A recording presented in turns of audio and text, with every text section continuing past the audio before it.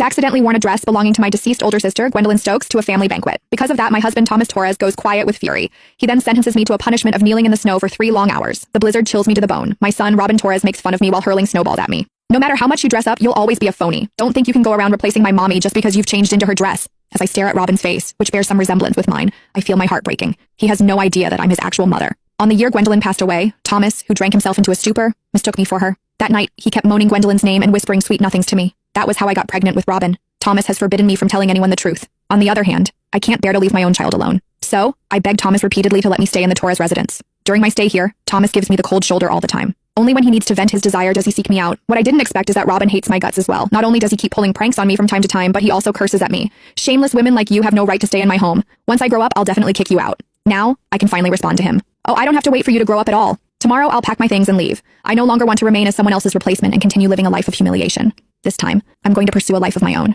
During a family banquet, my dress was slashed by my husband's mistress, Erica Glover. She acted surprised. And though she apologized, the mockery in her eyes was unmistakable. I'm so sorry, Winnie. It was an accident. Maybe you should change into something else. Biting my lip, I rushed back to my room and threw on the first dress on the top shelf of the wardrobe. It never crossed my mind that the dress belonged to my deceased sister, Gwendolyn Stokes, since I had never seen it. My husband, the usually composed, stone-faced CEO of Torres Group, Thomas Torres, completely lost it the moment he saw that dress.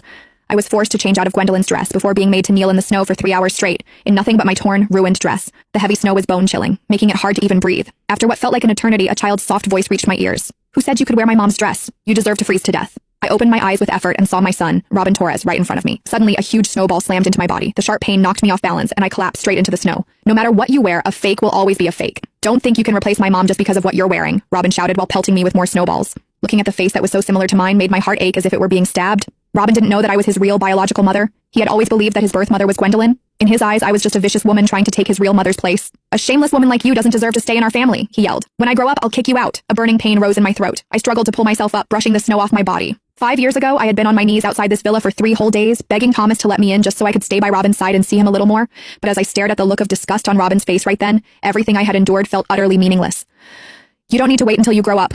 I gave a faint smile, deciding to pack up my things and leave on my own tomorrow. I was done being a substitute, done living a lowly, humiliating life. This time, I was going to live a life that was mine alone. After kneeling in the snow for so long, I blacked out after only taking a few steps. When I came to, the white ceiling and Thomas's face came into view. He'd returned to his usual stern composure. With a cold expression, he set a steaming bowl of tomato soup on the bedside table. Have you learned your lesson? I stayed silent and kept my head down, refusing to meet his eyes. My knees still ached, and after 3 whole hours of being out in the cold, my throat hurt so badly I could hardly speak. Thomas remained unbothered as he stirred the hot soup idly. In the Torres household, mistakes come with consequences. That's the rules, and there are no exceptions. Rules. That was the word he said most to me ever since I arrived at this place. Thomas had always been a stickler for rules, whether